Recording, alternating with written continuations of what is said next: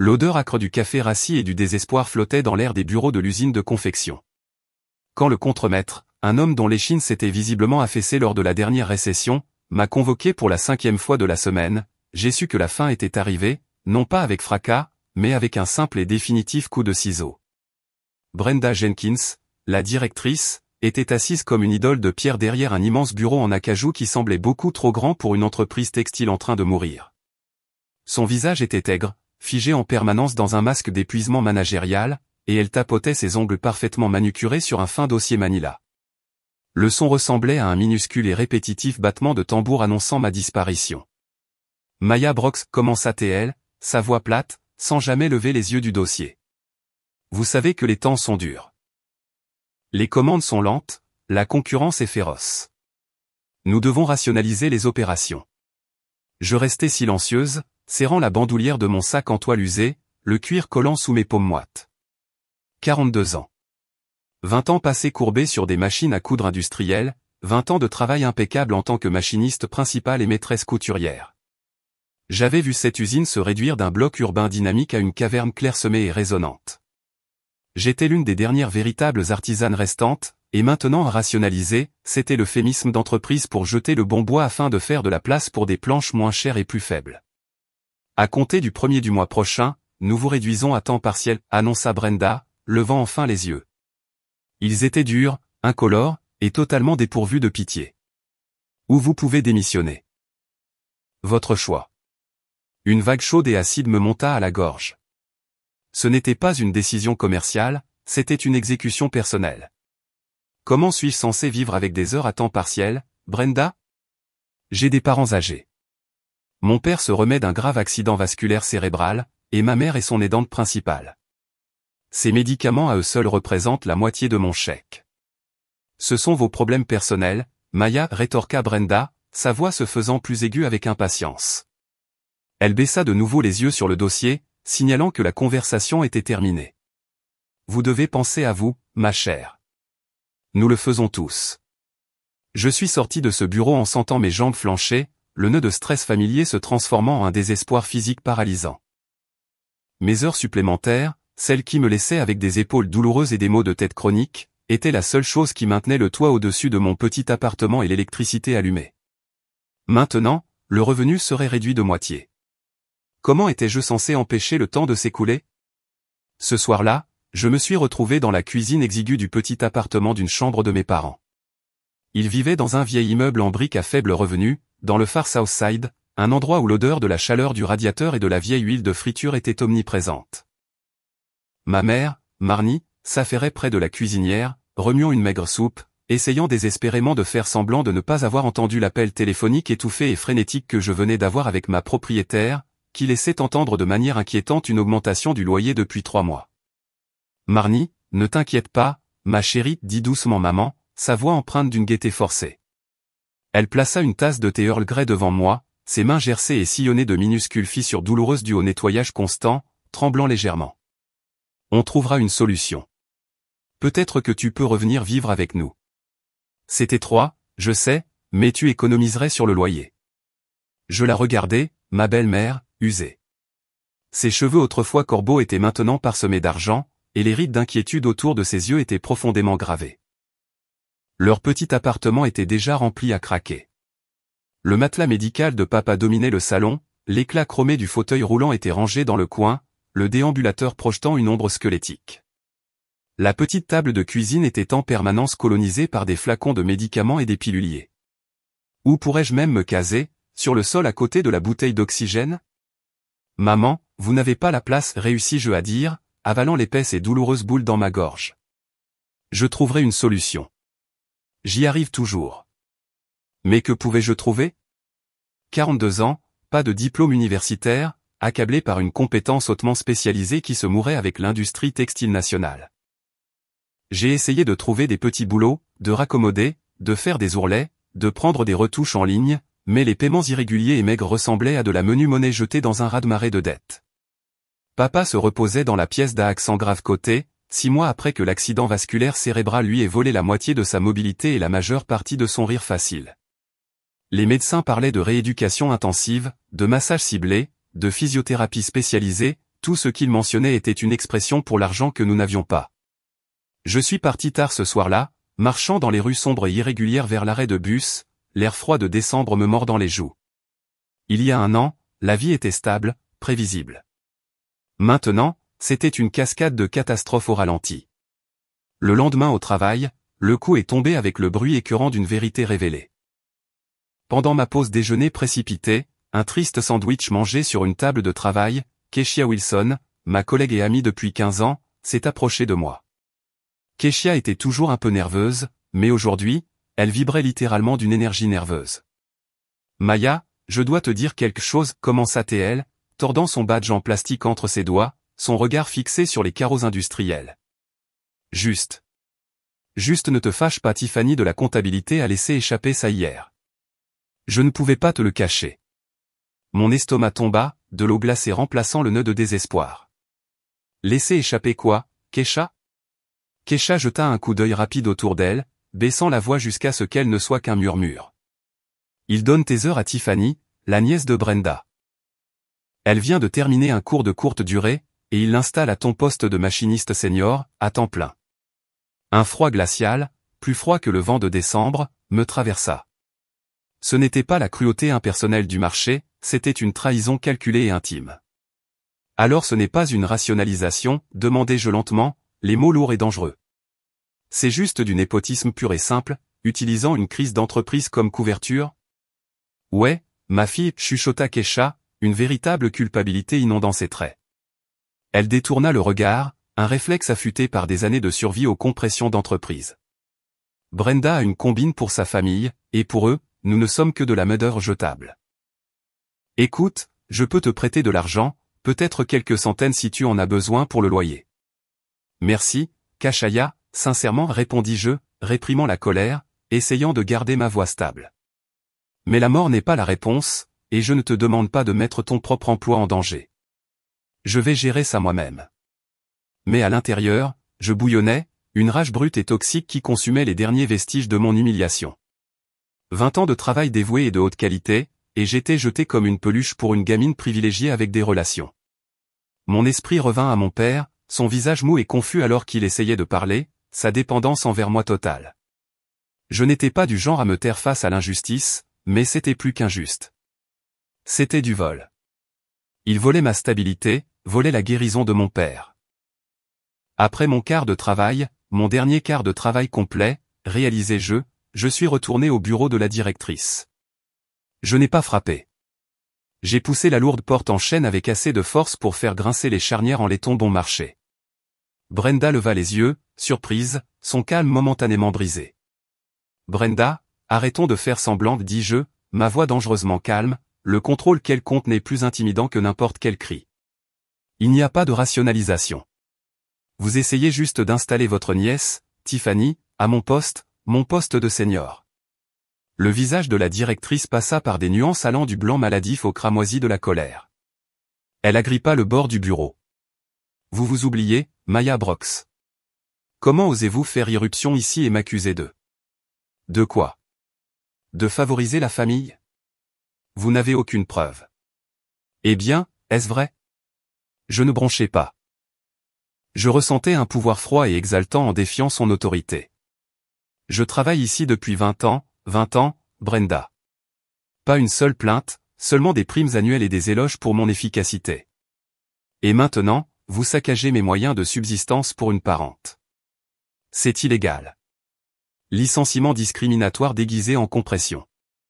Vous ne pourrez rien prouver, siffla Brenda à travers un sourire professionnel crispé. Elle savait qu'elle était exposée, mais elle connaissait aussi le bouclier que la loi offrait aux personnes riches et aux avocats. La rationalisation est un motif juridique inattaquable pour les compressions.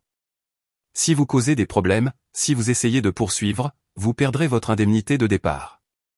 Vous partirez sans rien d'autre qu'une mauvaise référence. Choisissez le temps partiel ou une longue et coûteuse bataille perdue d'avance. Je restais là, respirant fort, regardant son regard froid et victorieux. Elle avait raison. Je n'avais pas les moyens de payer des avocats. Qui se soucierait de la petite couturière du Southside luttant contre le système? Le système, réalisai-je avec une clarté accablante, était conçu précisément pour protéger les gens comme Brenda. Je claquai la porte derrière moi, le son résonnant dans le couloir silencieux. Mes mains tremblaient, non seulement de rage, mais d'une véritable et terrifiante impuissance. Ce soir-là, l'air de mon minuscule studio au rez-de-chaussée était lourd et oppressant. Je me suis assise sur le canapé usé, les ressorts protestant sous mon poids, et j'ai étalé mon argent sur la table basse. J'ai trié les piles pathétiques de factures, loyers, services publics, nourriture pour mes parents, les médicaments spécialisés de papa, le tarif de bus, la facture de téléphone. J'ai fait les calculs 10 fois. Ça ne collait pas. Ça ne collait même pas avec un salaire à temps plein, et maintenant, la moitié de ça? J'ai regardé les maigres piles, sentant la panique monter comme de la bile. Mon téléphone a sonné, un numéro inconnu, l'un de ces préfixes anonymes hors de l'état que j'ignorais habituellement. J'ai hésité, puis j'ai répondu avec un « allô » sec. Maya Brox, demanda une voix d'homme. Elle était cultivée, douce, mais avec un léger accent régional presque imperceptible, peut-être de la Caroline du Sud, que je ne pouvais pas tout à fait identifier. Je m'appelle Laurence. Je représente les intérêts de Darius Sterling.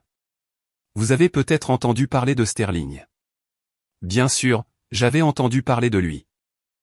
C'était une légende locale, le magnate qui possédait une demi-douzaine d'usines, de plateformes logistiques et de centres commerciaux répartis dans tout l'État.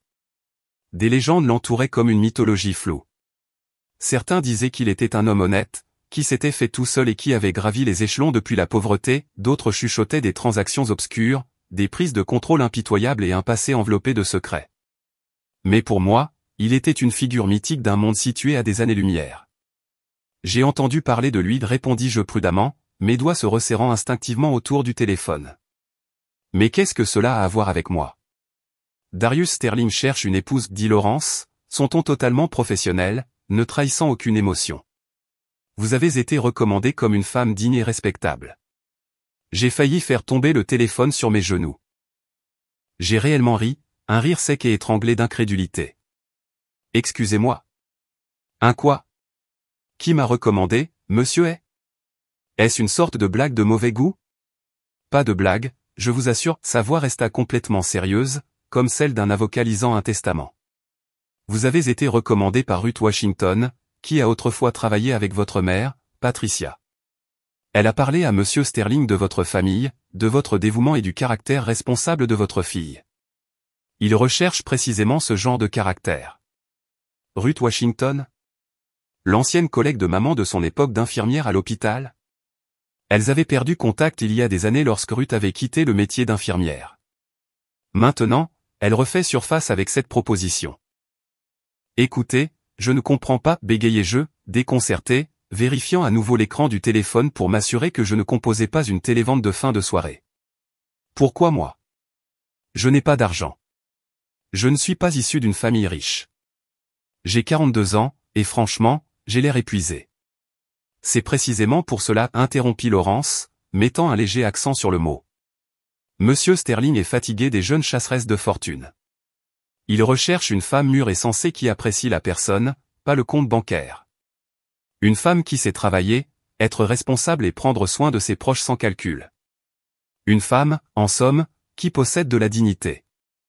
Dignité. Le mot résonna comme un coup dans le ventre, une amère ironie après que Brenda Jenkins venait de m'en dépouiller.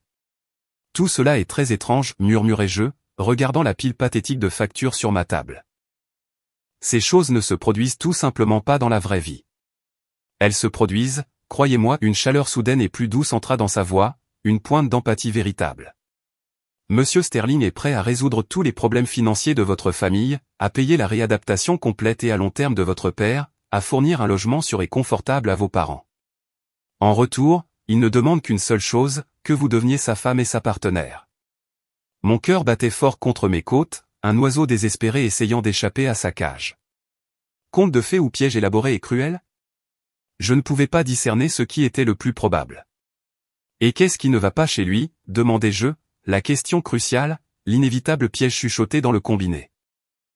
Pourquoi un homme riche et puissant comme lui ne peut-il pas trouver une femme de manière normale? La pause qui suivit fut longue et lourde, s'étirant à travers le fil comme un linceul. Puis Laurence parla doucement, son ton passant à un ton de véritable tristesse. Darius a été impliqué dans un grave accident de voiture il y a 5 ans. Il est maintenant définitivement confiné dans un fauteuil roulant. Voilà, l'autre chaussure tombait, l'amère réalité sous l'offre dorée. Un homme riche atteint d'un handicap profond cherchait une aidante, une compagne, une épouse qui ne l'abandonnerait pas, et j'étais la candidate parfaite et désespérée, ruinée financièrement, déjà habituée au travail acharné et altruiste de prendre soin d'une victime d'un AVC. Je comprends que cela semble inattendu, peut-être même transactionnel, continua Laurence, sa voix retrouvant son vernis professionnel. Mais je vous demande de ne pas prendre de décision tout de suite. Réfléchissez-y pendant la nuit. Darius Sterling est un homme respectable, très intelligent, instruit et fondamentalement bon. Oui, il est en fauteuil roulant, mais cela ne diminue pas son caractère. Il continue à gérer ses entreprises, il lit avidement, il s'intéresse profondément à l'art et à la philosophie. Il a juste besoin d'un partenaire qui voit l'homme en lui, pas le handicap, et qui ne le regarde pas avec pitié, ou pire, avec dégoût. Je restai silencieuse pendant une longue minute, regardant les particules de poussière danser dans la faible lumière projetée par le lampadaire à l'extérieur de ma fenêtre. La raison hurlait, c'est le radeau de sauvetage. Tous vos problèmes, la douleur de votre père, l'épuisement de votre mère, votre propre survie désespérée résolue. Mais l'émotion chuchotait en retour, une petite voix terrifiée, et vous? Vous vous vendez? Épousez un étranger que vous n'aimez pas juste pour assurer la sécurité de vos proches. Je vais y réfléchir, réussis-je finalement à dire, le goût de cendre dans ma bouche. Donnez-moi jusqu'à demain matin. Bien sûr, Laurence sembla réellement soulagée. Darius aimerait vous parler personnellement demain soir, si vous êtes ouverte à cela, juste pour faire connaissance, parler sans obligation. J'acceptai, raccrochai le téléphone et restai assise dans le noir pendant des heures. Ce ne pouvait pas être des escrocs. Que avais-je à apprendre? Mes compétences de couturière, mes dettes écrasantes? Ils n'avaient rien à gagner de moi qu'un partenaire, un soignant. Je n'ai pas dormi cette nuit-là, la conversation folle tournant en boucle dans ma tête. Le lendemain matin, j'ai appelé ma mère, Patricia. Maman, tu te souviens de Ruth Washington, ta collègue, l'infirmière Ruth? Bien sûr que je me souviens, dit maman, surprise. Nous avons travaillé ensemble de nuit au vieil hôpital général du comté. Puis elle a trouvé un emploi de gouvernante à demeure pour un grand homme d'affaires du centre-ville. Nous avons perdu contact il y a des lustres. Pourquoi? Oh, rien, répondis-je vaguement, essayant d'avoir l'air désinvolte. Juste venu à l'esprit en pensant au bon vieux temps. Ruth Washington existait, et l'histoire de son travail pour un riche homme d'affaires était vraie. Cela ancrait l'offre fantastique dans un fragment de réalité. Ce soir-là, à l'heure convenue, le numéro inconnu a rappelé. J'ai décroché le téléphone, ma main tremblant légèrement. Maya Brox, bonsoir. Ici Darius Sterling. Sa voix était exactement comme je l'avais imaginé, profonde, veloutée, avec une rugosité résonnante. C'était la voix d'un homme habitué à l'autorité et au respect, mais maintenant recouverte d'une fatigue indéniable, d'un sentiment de douleur cachée et profonde. Bonsoir, monsieur Sterling, répondis-je, essayant de paraître professionnel et stable. Laurence vous a parlé de ma proposition. Je sais à quel point cela semble bizarre, un mariage arrangé en ce siècle, mais je veux vous expliquer mon raisonnement. Il parla calmement, sans hâte, chaque mot mesuré. Il raconta l'accident, un flot soudain et terrifiant de métal et de verre sur l'autoroute. Il détailla les longs mois d'agonie à l'hôpital, et comment, 2 mois après que le pronostic se fut solidifié, la femme qu'il avait prévu d'épouser, Serena, partit, non pas avec un drame, mais avec une explication froide et rationnelle. Elle ne pouvait pas imaginer une vie liée à une personne handicapée. Puis vint le défilé des autres, certains auditionnant ouvertement pour le rôle de femme trophée, d'autres le regardant avec une pitié si évidente et épuisante qu'il voulait se fondre dans le décor. Je suis fatigué du faux, dit-il tranquillement, sa voix se fendant légèrement, de la prétention de tout le monde de voir soit un distributeur automatique de billets ambulants, ou dans mon cas, roulant, soit un infirme méritant leur pitié. Je veux juste vivre, pas simplement exister, mais vivre avec une personne qui me trouve intéressant, avec qui je peux discuter, rire et partager mes pensées. J'ai besoin d'un égal, pas d'une infirmière. Mais pourquoi moi, demandai-je encore, toujours aux prises avec l'invraisemblance. Vous ne me connaissez pas du tout. Vous n'avez pas vu ma vie, mes luttes. Ruth m'a tout dit de votre vie, rétorqua-t-il fermement, comment vous travaillez depuis l'âge de 16 ans, comment vous avez assumé le fardeau de votre famille, Comment vous vous occupez de votre père victime d'un AVC sans vous plaindre ni essayer de faire porter le fardeau à un établissement? C'est une qualité rare chez une personne de toute classe, la responsabilité, la ténacité et une dignité tranquille. Vous ne vous êtes pas brisé sous le poids de vos problèmes, Maya. Vous vous êtes battu contre votre directrice, même si vous saviez que les chances étaient contre vous. Je me sentais mal à l'aise, embarrassé et étrangement vu. Je ne me considérais pas comme une héroïne. Je faisais simplement la chose nécessaire et difficile. Je ne suis pas une sainte, dis-je honnêtement. Je suis juste une femme ordinaire, 42 ans, essayant désespérément de maintenir ma famille à flot. C'est précisément ce qui vous rend extraordinaire, insista-t-il. De nos jours, trop de gens se débarrassent de leurs aînés. Ils les expédient, les oublient, et vous êtes là, supportant tout le poids et trouvant encore la force de travailler et de lutter contre l'injustice. Il fit une pause, puis ajouta avec une pointe d'acier qui faisait écho à ma propre rage récente, en parlant de ça, au sujet de votre ancienne directrice, Brenda Jenkins, et de sa nièce Tiffany. Ma respiration se bloqua. Qu'en est-il d'elle? Si vous acceptez ma proposition, j'ai l'intention d'acquérir cette usine de confection.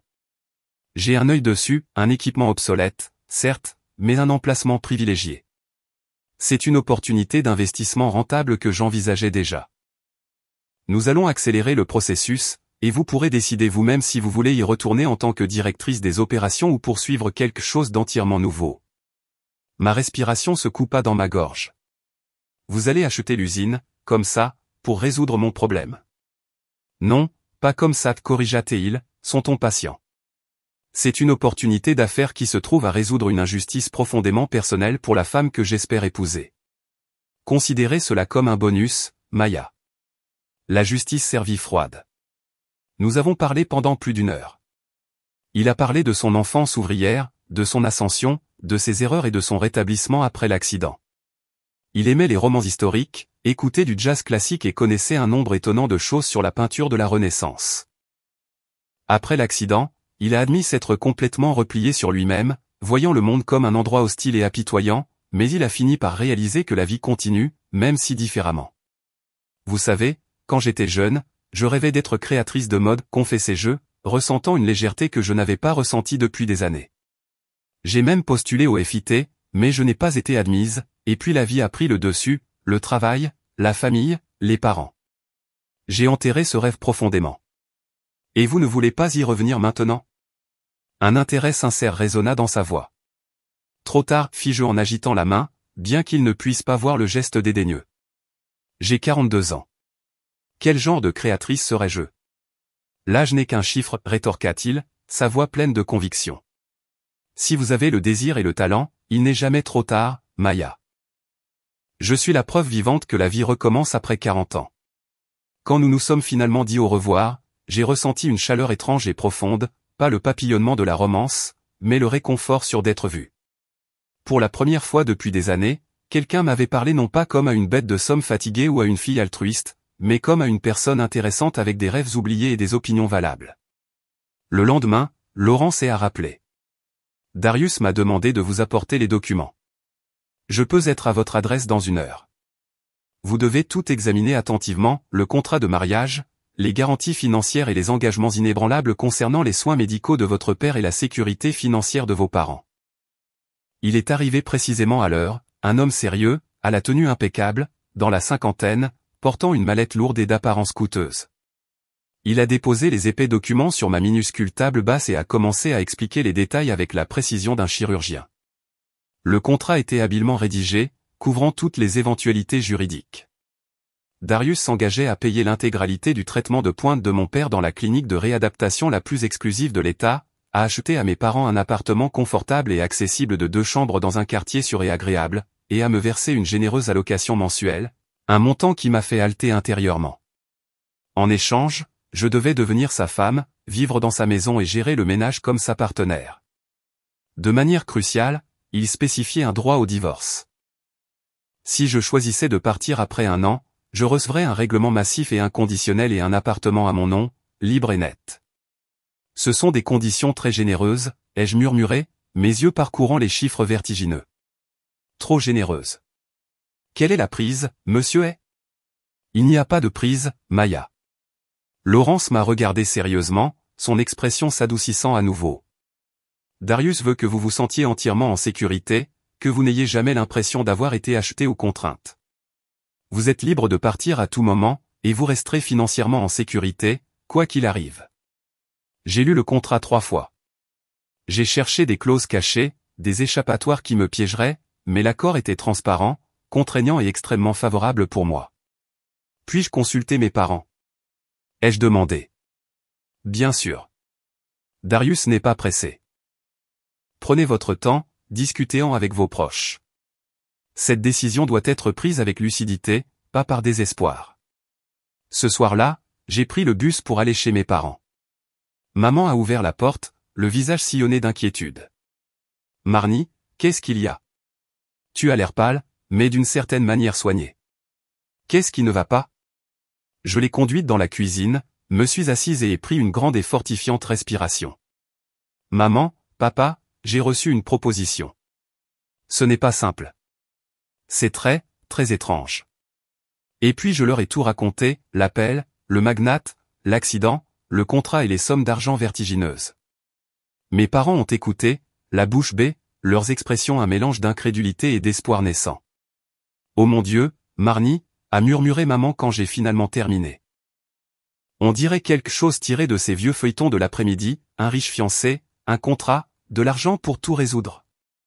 Il est handicapé permanent, maman, lui ai-je rappelé, la vérité essentielle. En fauteuil roulant. Ce n'est pas un conte de fées, c'est un arrangement. Mon père, qui parlait avec une difficulté atroce depuis son accident vasculaire cérébral, a soudainement demandé, sa voix étonnamment claire et forte, Est-ce que tu l'aimes, Maya? La question m'a glacé, figeant le cours de ma pensée rationnelle. L'amour? Le grand, impossible luxe? Non, papa, je ne l'aime pas. Nous n'avons parlé qu'une fois au téléphone. Mais il est intéressant, il est intelligent, il m'écoute. C'était facile de lui parler à ce moment-là. Ne fais pas ça. Mon père a secoué la tête lentement, tristement. L'argent n'est rien. Tu mérites un amour qui vient sans prix. Mes yeux ont picoté de larmes chaudes et soudaines. Papa, l'amour est un luxe que je ne peux pas me permettre pour le moment. Mais vous assurer une vieillesse confortable, vous procurer des soins appropriés, m'assurer que maman n'est pas brisée par ce fardeau, c'est ça qui est réel. C'est ce que je peux faire. Mais à quel prix pour ton âme, ma chérie? Maman a pris mes mains, les serrant fort. Marnie, tu n'es pas un objet à vendre.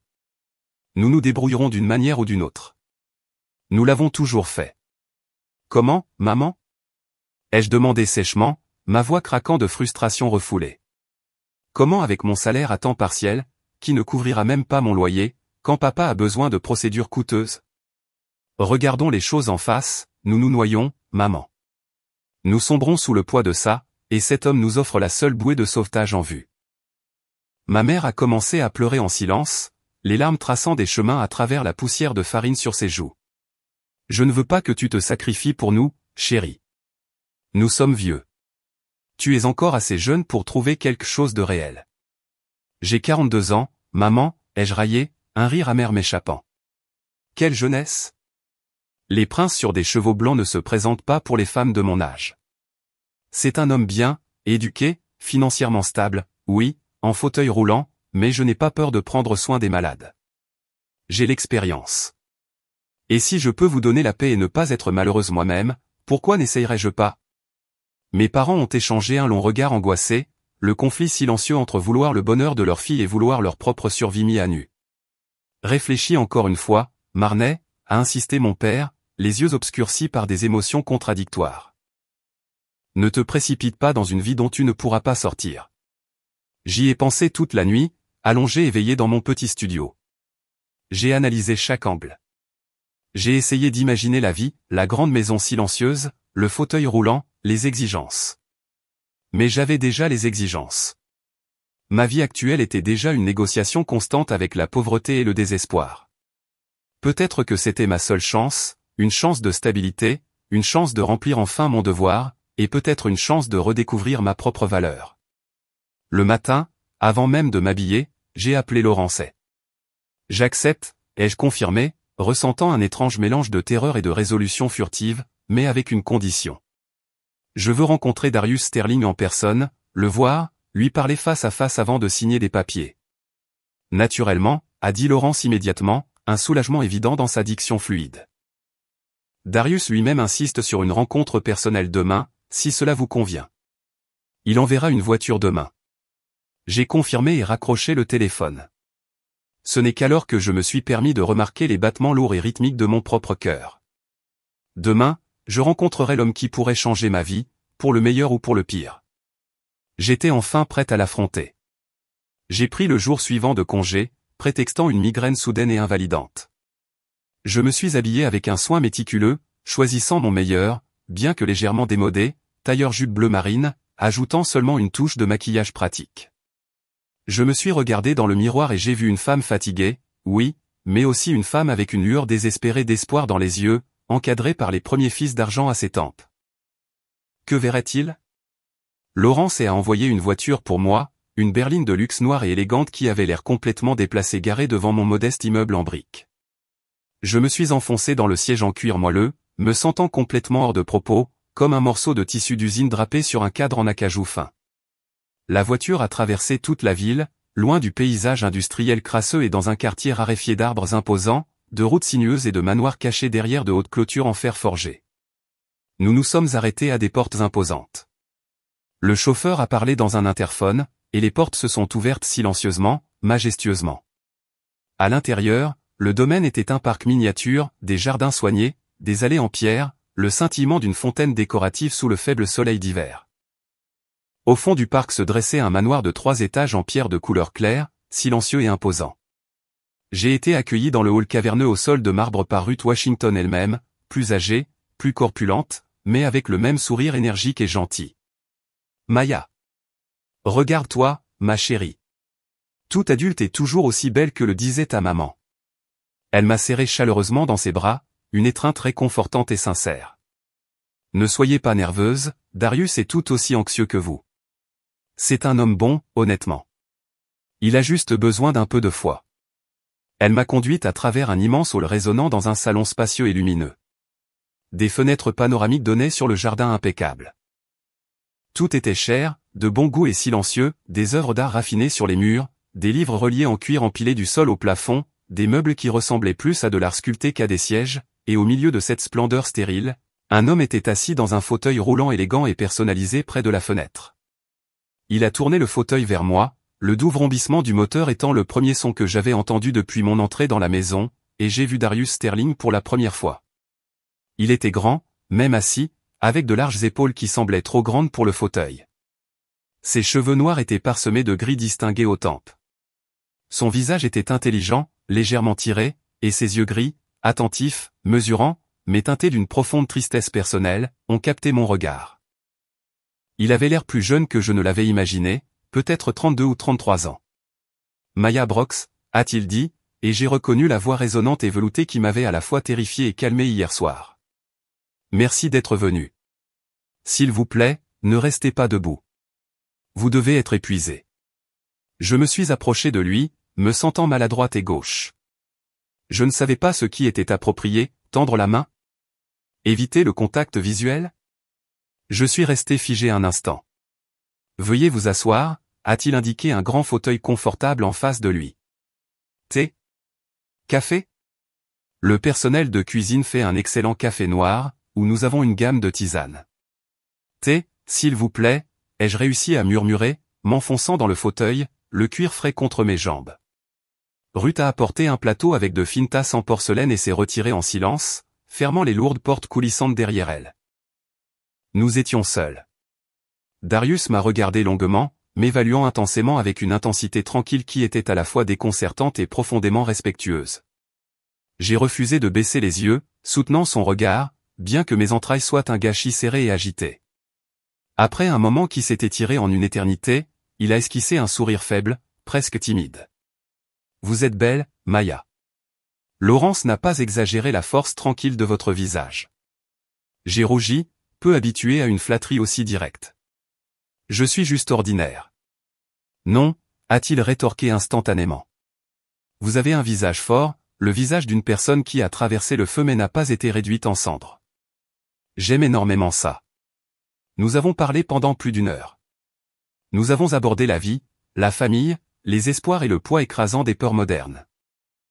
Il n'a rien caché de son état, détaillant la gravité de l'accident, les mois de rééducation pénible, la cruauté de son ancienne fiancée, Serena, et le processus lent et pénible d'apprentissage de l'acceptation de sa nouvelle réalité. Je ne m'apitoie pas sur mon sort, a-t-il déclaré fermement, faisant rouler légèrement son fauteuil vers l'avant comme pour souligner le point, et je ne tolérerai pas la pitié des autres. Oui, mes jambes sont paralysées, mais j'ai mes mains, mon esprit, ma volonté et mes affaires. Je me déplace différemment maintenant, mais je continue d'avancer. Je comprends tout à fait ça, ai-je répondu, trouvant ma voix soudainement plus facile d'accès. Mon père a perdu l'usage de tout son côté gauche après son accident vasculaire cérébral. Il est d'abord tombé dans le désespoir, pensant que sa vie était finie, puis lentement, il a commencé à se battre pour de petites victoires. Chaque jour est une bataille, sortir du lit, tenir une fourchette, prononcer un seul mot clair. Il a hoché la tête, ses yeux gris s'écarquillant de reconnaissance. Exactement. Vous comprenez le cœur du combat. Beaucoup de gens en dehors de cette réalité ne peuvent pas. Ils croient que le handicap est la fin du récit, mais nous ne sommes que des personnes à mobilité réduite. Nous sommes toujours des personnes. Vers la fin de la réunion, il m'a posé directement la question finale et cruciale. Maya, je ne vais pas vous induire en erreur. J'ai besoin d'une femme, pas d'une infirmière, pas d'une secrétaire, mais d'une véritable partenaire avec qui partager ma vie. Je sais que la proposition n'est pas conventionnelle, et nous sommes pratiquement des étrangers, mais je sens une compréhension grandir entre nous. Nous savons tous les deux ce que sont les véritables difficultés. Nous savons tous les deux comment nous battre. Êtes-vous prête à faire ce saut de foi formidable et risqué? Êtes-vous prête à essayer?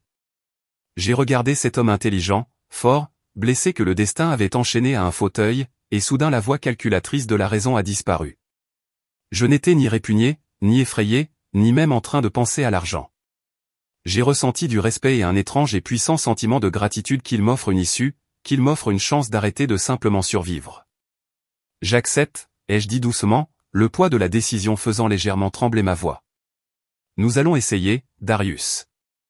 Il a souri, le premier sourire ouvert et vraiment joyeux que j'avais vu. Il a transformé son visage fatigué. Il m'a tendu sa main forte et bien formée. Je l'ai prise, et sa paume était chaude, sèche et sûre. Alors commençons, a-t-il dit. Darius. Juste Darius.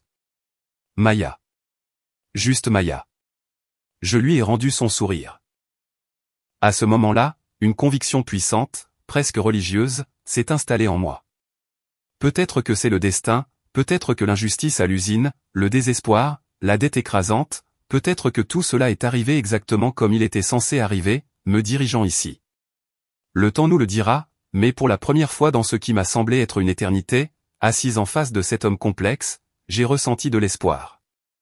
Les 2 semaines suivantes sont passées à toute vitesse dans un tourbillon de documents juridiques, de shopping pour un nouvel appartement et d'une clarté émotionnelle écrasante. Darius a insisté pour que je démissionne immédiatement de l'usine de confection.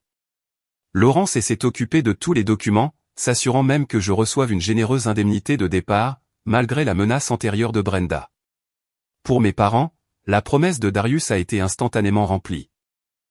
Il a acheté un appartement lumineux et accessible de 2 chambres dans un nouvel immeuble du Sud, avec une rampe, de larges portes et un ascenseur fiable, tout ce dont mon père avait le plus besoin. De manière cruciale, papa a été admis immédiatement dans une clinique de réadaptation privée de premier plan.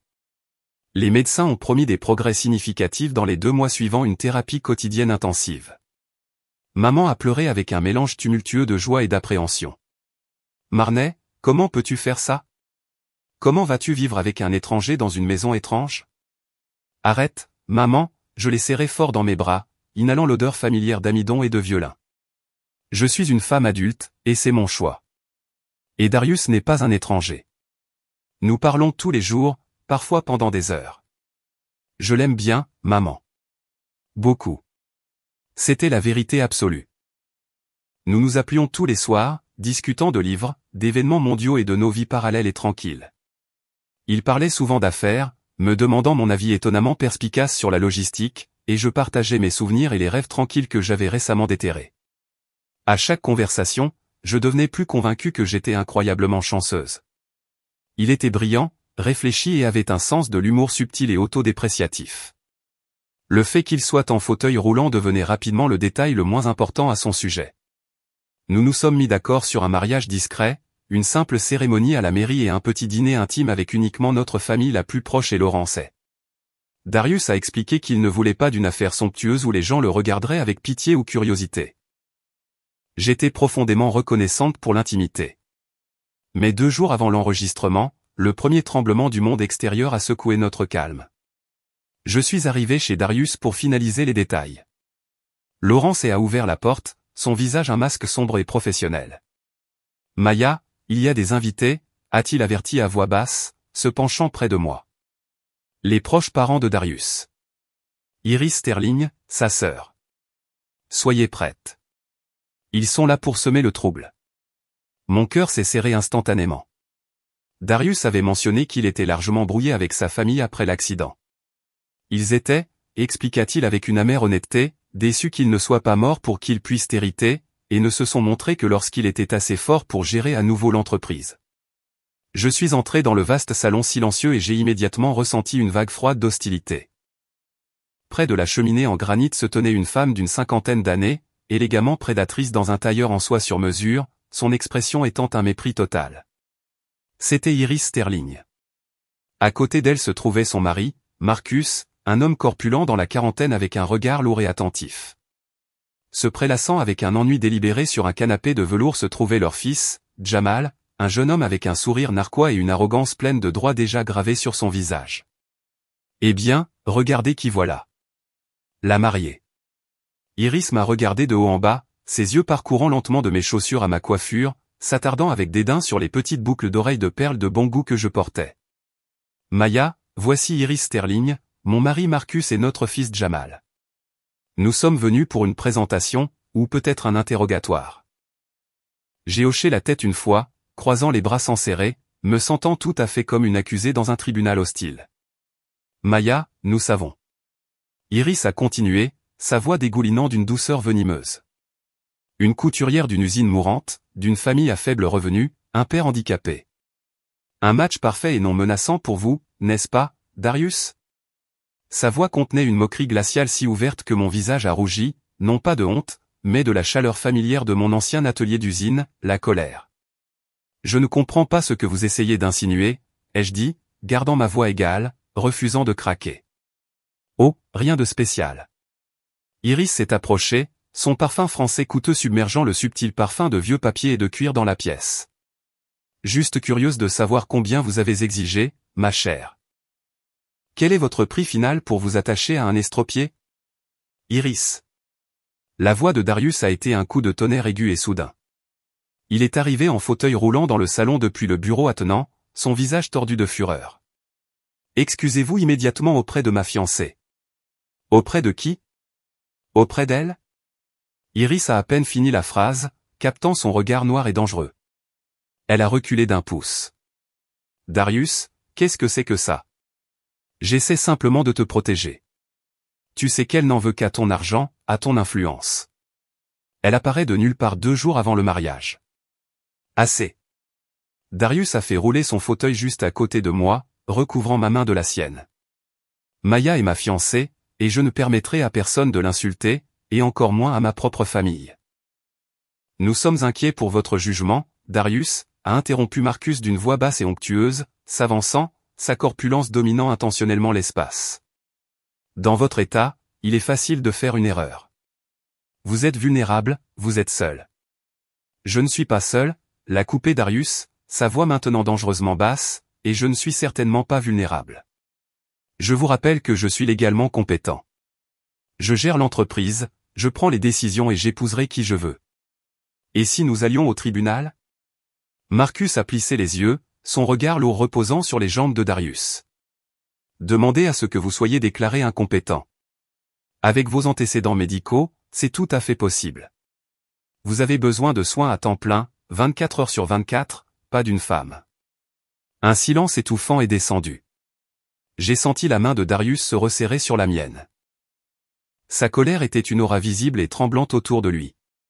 Essayez, a-t-il dit, les mots étant de la glace, et je vous dépouillerai personnellement de tout ce que vous possédez, les postes auxquels vous vous accrochez dans mes entreprises, les actions que je vous ai stupidement offertes, tout aura disparu d'ici demain matin. Tu n'oserais pas. Iris est devenu visiblement pâle, le tailleur en soie ayant soudain l'air bon marché. Nous sommes de la famille.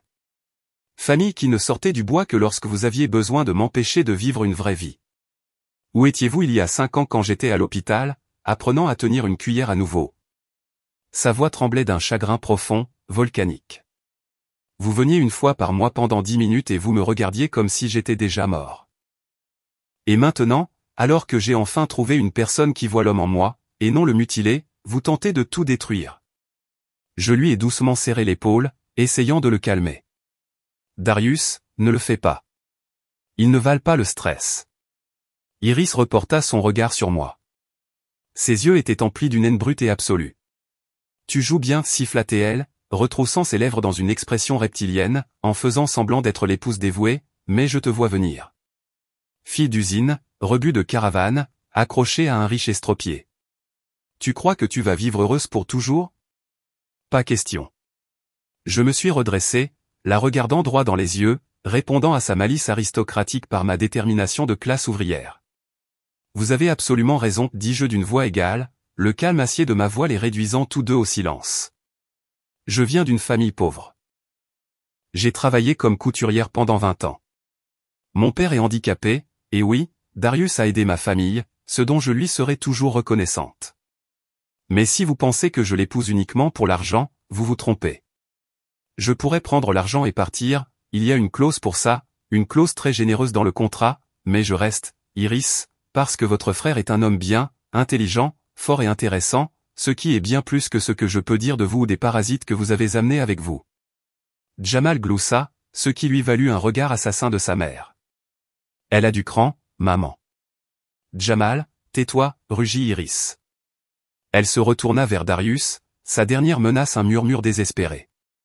Très bien, épouse ta petite couturière, mais sache ceci, nous allons surveiller. Et si quelque chose, quoi que ce soit, tourne mal, si nous soupçonnons un seul instant qu'elle t'utilise, nous agirons alors. Revenez avec des preuves. Darius la coupa, sa voix retrouvant son contrôle glacial habituel. D'ici là, sortez de ma maison et ne vous présentez plus jamais sans y être invité. Laurence va vous escorter dehors. Ils partirent, Marcus tirant une Iris furieuse, Jamal traînant derrière avec un haussement d'épaule méprisant, la lourde porte d'entrée claquant derrière eux comme un point final. Je me suis effondré sur le canapé le plus proche, mes genoux soudainement faibles et tremblant violemment. Je suis tellement désolé, Maya, dit Darius doucement, rapprochant son fauteuil. Je ne pensais pas qu'ils se montreraient. Je ne leur ai pas parlé depuis des mois, mais la nouvelle du mariage a dû les faire sortir, comme des vautours. Peuvent-ils vraiment intenter une action en justice, demandai-je avec anxiété, me frottant les tempes. Peuvent-ils te faire déclarer incompétent? Ils peuvent essayer, mais ils ne prouveront rien, soupira-t-il, passant une main fatiguée sur son visage. J'ai des certificats médicaux récents et inattaquables confirmant ma pleine compétence mentale. Je dirige toute une entreprise. Je négocie des contrats de plusieurs millions de dollars. Aucun tribunal ne me déclara incapable. Mais pourquoi font-ils ça? Darius esquissa un sourire amer. Le contrôle de l'entreprise. Iris et Marcus occupent des postes clés de direction et reçoivent des salaires et des primes obscènes. Ils ont besoin que je sois faible et facilement manipulable. Une épouse signifie un héritier. Cela signifie une nouvelle personne qui me sera loyale.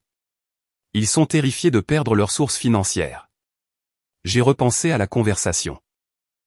Donc notre mariage, pour eux, ce n'est pas seulement nous, c'est la protection de tes actifs, c'est assurer ta succession future. Darius me regarda avec un regard long et attentif, mais cette fois il y avait une affection sincère. Au début, oui. Je ne vais pas mentir, j'avais besoin d'une femme comme assurance, mais maintenant, Maya. Maintenant ce n'est plus seulement ça. Je t'aime vraiment bien. J'attends nos appels avec impatience. Je me sens complètement à l'aise avec toi. Je ne me sens pas handicapé quand je suis avec toi. Mon nez me piqua sous l'effet d'une émotion soudaine. Je me sens bien avec toi aussi, Darius. Je ne regrette pas d'avoir accepté ça. Il prit ma main et me rapprocha. Je m'agenouillai à côté de son fauteuil roulant, reposant mon front contre sa cuisse forte et familière. Nous sommes restés assis là, nous tenant la main, silencieux, la tension s'évacuant lentement de la pièce. Ils continueront à interférer, avertit doucement Darius. Ils vont comploter, ils vont répandre des rumeurs. Es-tu prête à les combattre sur mon terrain? Je ne me laisse pas facilement effrayer, Darius, répondis-je fermement, la vieille combattante en moi refaisant surface. Si je dois le faire, je me battrai jusqu'au bout. Il sourit, un regard profond et satisfait traversant son visage. Je sais. C'est précisément pour ça que je t'ai choisi, Maya. Le lendemain, nous nous sommes mariés lors d'une cérémonie digne et discrète à l'hôtel de ville. Mes parents, Laurence et Ruth Washington et quelques amis proches et respectueux de Darius étaient les seuls témoins. Iris et son équipe étaient heureusement absents. Lorsque le greffier nous déclara mari et femme, Darius prit doucement ma main et l'embrassa tendrement, possessivement. J'ai ressenti une chaleur profonde et tranquille se répandre dans ma poitrine. Ce n'était pas l'amour passionné et aveuglant de la fiction, mais c'était solide, respectueux et incroyablement réel. Ce soir-là, nous avons organisé un petit dîner de célébration dans un restaurant agréable mais discret. Mes parents étaient rayonnants, dégageant soulagement et fierté. Papa, qui montrait déjà des améliorations remarquables grâce à la rééducation spécialisée, réussit même à se lever, avec l'aide de son déambulateur, et leva un toast, ses mots lents mais limpides. À ma fille et à son mari, balbutia-t-il, choisissant ses mots avec soin, puissiez-vous tous deux être heureux, et qu'il n'y ait plus de gens comme ses proches, qui ne voient que l'argent et pas la personne. Tout le monde rit, levant ses verres en signe d'approbation. J'ai regardé Darius à travers la table recouverte de lin, et une pensée profonde et surprenante a résonné dans mon esprit, c'est ma nouvelle vie. C'est ici que j'ai ma place. Mais la certitude paisible de ce moment fut rapidement brisée par les intrusions constantes du monde de Darius. Une semaine après le mariage, j'ai croisé Chantelle, une ancienne collègue de l'usine, dans une épicerie spécialisée du North Side. Elle me fixa, les yeux écarquillés de choc non dissimulé, observant mon nouveau manteau en cachemire, mon sac à main en cuir de qualité et le raffinement subtil de mon style. Maya? Est-ce vraiment toi? Elle me regarda de haut en bas, sa mâchoire s'affaissant légèrement. La nouvelle a circulé à l'usine. Ils ont dit que tu avais épousé un riche. Elle s'arrêta, se penchant conspiratrice. Un riche à millions, oui. Chantal, confirmai-je calmement, refusant de la flatter, oui. Et est-il vrai qu'il est handicapé? Chantal baissa la voix en un chuchotement théâtral, les yeux pleins d'une curiosité morbide. J'ai senti une vague froide de dégoût face à son ton. Mon mari a eu un grave accident et utilise un fauteuil roulant. Oh mon Dieu, Maya, comment as-tu pu faire ça? Ses yeux étaient remplis d'une pitié flagrante, mêlée à quelque chose de prédateur. Je veux dire, l'argent est une aubaine, je sais, mais quand même. Vivre avec une personne handicapée. Qu'en est-il de ta vie? Chantal, je suis pressé, la coupai-je, ma composure se fissurant. Je te souhaite le meilleur. Je m'éloignai rapidement, la colère bouillonnant au plus profond de mes entrailles. C'était le prisme à travers lequel je serais désormais perçu, pitoyable, chuchotant, jugeant. Pauvre Maya, elle a épousé un estropié pour l'argent, quel sacrifice elle a fait. Il ne voyait pas l'homme, il ne voyait que le fauteuil et le bilan. L'intrusion majeure suivante prit la forme de Serena, l'ancienne fiancée de Darius. 2 semaines plus tard, nous avons assisté à un grand dîner d'affaires très médiatisé. Darius m'a averti que ses concurrents, partenaires et divers vipères sociales seraient présents. J'ai passé des heures à choisir une robe conservatrice et respectable, déterminée à incarner la dignité tranquille que Darius avait louée. La salle de bal du restaurant du centre-ville était bondée, 500 personnes en costumes coûteux, étincelantes de bijoux en diamants et polies par l'ambition sociale. J'ai ressenti le poids familier d'être une étrangère, une imposture. Darius me présenta à quelques associés principaux. Ils étaient polis, mais leurs yeux étaient perçants, m'évaluant, qui est-elle? D'où sort cette souris d'usine? Que fait-elle à côté de Sterling? Et puis Serena s'approcha, grande, incroyablement mince, une blonde glaciale d'une trentaine d'années, portant une magnifique robe émeraude qui mettait en valeur un éventail vertigineux de diamants. Elle rayonnait une beauté froide et intouchable. Elle me jeta un coup d'œil, et un sourire subtil et connaisseur courba sa bouche parfaite. Darius chéri, gazouilla-t-elle, sa voix sirupeuse, cela fait une éternité. Tu es toujours aussi. Elle s'arrêta dramatiquement, ses yeux se posant sur le fauteuil roulant avant de terminer la phrase avec un accent condescendant. Ah. Charmant. Serena acquiesça sèchement Darius, son visage se durcissant instantanément. Voici ma femme, Maya. Serena se tourna vers moi, ses yeux contenant une moquerie mal dissimulée, le genre que seules les personnes nées avec des privilèges peuvent maîtriser. Femme. C'est très mignon, Darius. Tu réussis toujours à surprendre. Il me semble me souvenir que tu avais autrefois des préférences tout à fait différentes. Elle jeta un coup d'œil appuyé à ma simple robe noire. Mais la vie change, n'est-ce pas? Il faut apprendre à se contenter de ce que l'on peut avoir. Je sentis mes joues devenir cramoisies, le sang affluant à mon visage. C'était une insulte, finement voilée mais profondément vicieuse, visant directement ma classe et mon sacrifice perçu. Serena était ma fiancée, expliqua Darius d'une voix uniforme et dérangeante, sa main se déplaçant automatiquement pour se poser sur mon bras, avant l'accident. Ensuite, elle a décidé qu'un homme handicapé ne convenait pas à ses projets de vie. Elle m'a quitté alors que j'étais encore à l'hôpital, en convalescence après ma 3e opération. Serena roula les yeux, feignant l'offense. Darius, ne sois pas aussi dramatique. J'étais jeune. J'étais terrifié par l'engagement, c'est normal. Et maintenant, regarde, elle me scruta à nouveau, soulignant délibérément ma simplicité, tu as trouvé quelqu'un qui n'a pas peur, n'est-ce pas, Maya? Quelqu'un qui est capable de faire ce sacrifice? Je n'ai pas peur, Serena, répondis-je, me penchant sur la main de Darius, le contact me donnant de la force, parce que je vois une personne en Darius, pas un handicap, et certainement pas une source d'argent, si c'est ce que tu penses, ce qui, à en juger par tes actions passées, est probablement tout ce à quoi tu peux penser. Oh, quel feu! Serena feignit la surprise avec un halètement théâtral. Darius, elle te défend. C'est terriblement touchant. Elle joue si bien le rôle de l'épouse dévouée. Serena, ordonna Darius, sa voix froide et définitive, avant que je n'oublie où nous sommes. Elle ricana, rejetant ses cheveux blonds en arrière, et s'éloigna, balançant ses hanches comme un prédateur satisfait. Je la regardai partir, serrant mes poings si fort que mes ongles s'enfoncèrent dans mes paumes. Je suis vraiment désolé, dit doucement Darius. Je n'avais aucune idée qu'elle serait ici ce soir.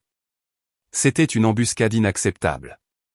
Ce n'est rien, mentis-je, desserrant mes doigts. Je peux gérer ça. Ce n'est qu'une brute, mais à l'intérieur de moi, je bouillonnais.